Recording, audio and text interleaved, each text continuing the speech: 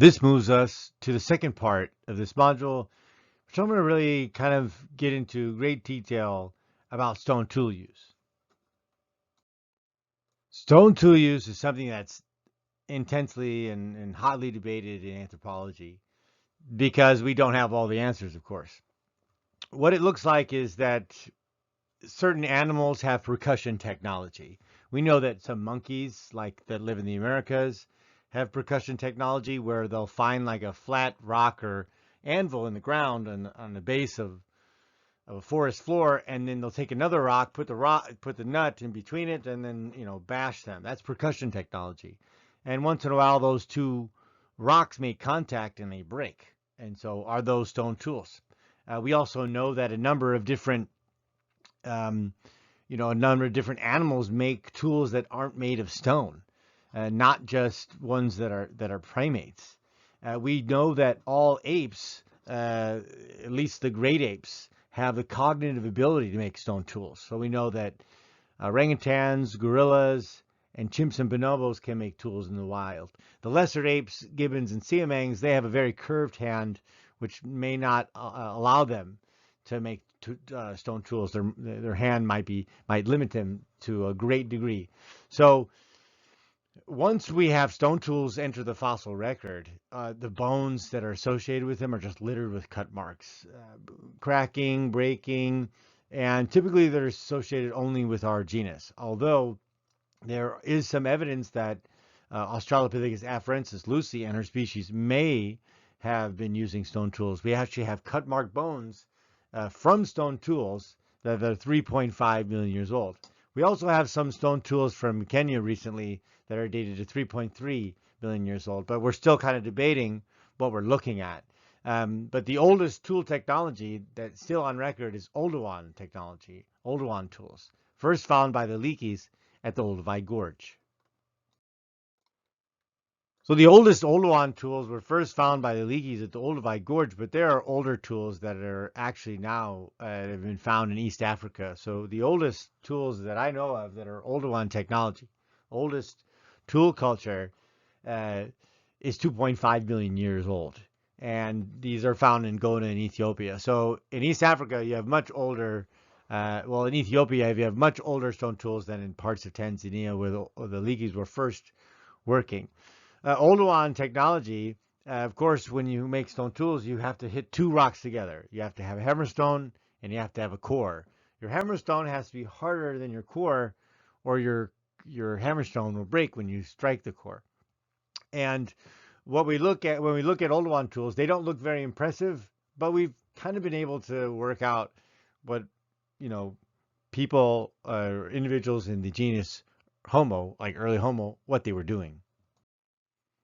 Enter in what is known as the Oldowan Industrial Complex or Oldowan Tool Culture, stone tool culture.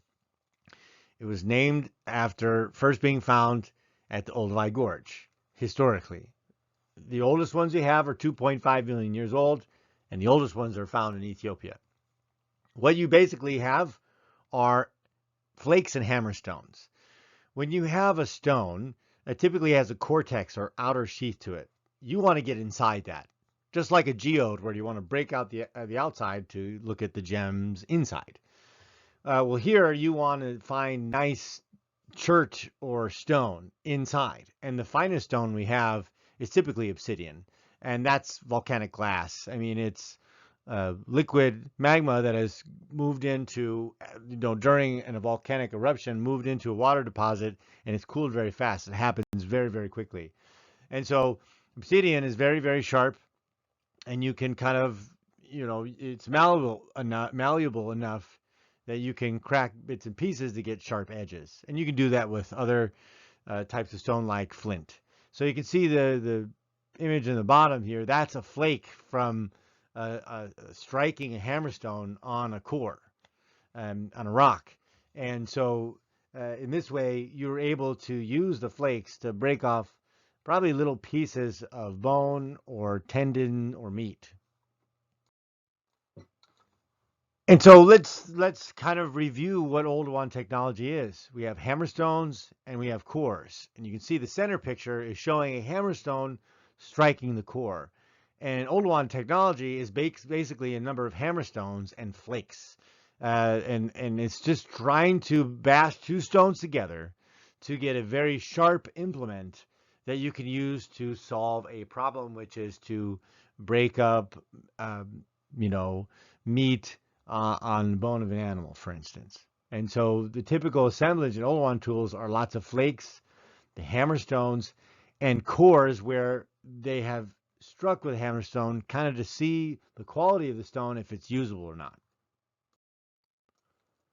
When you look at the assemblage from the Olduvai Gorge, which is the largest one, as well as other assemblages, when you find stone tools with cut mark bones, at least when you're looking at early Homo and Oldowan technology, oftentimes you don't find the bones of a complete animal. You'll find the bones of several different animals and just bits and pieces of them. And Mary Leakey mapped many of these at the Olduvai Gorge, like layers and layers of cut bark bone.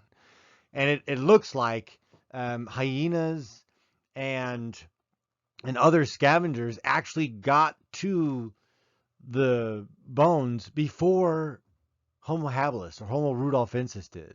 So think about that.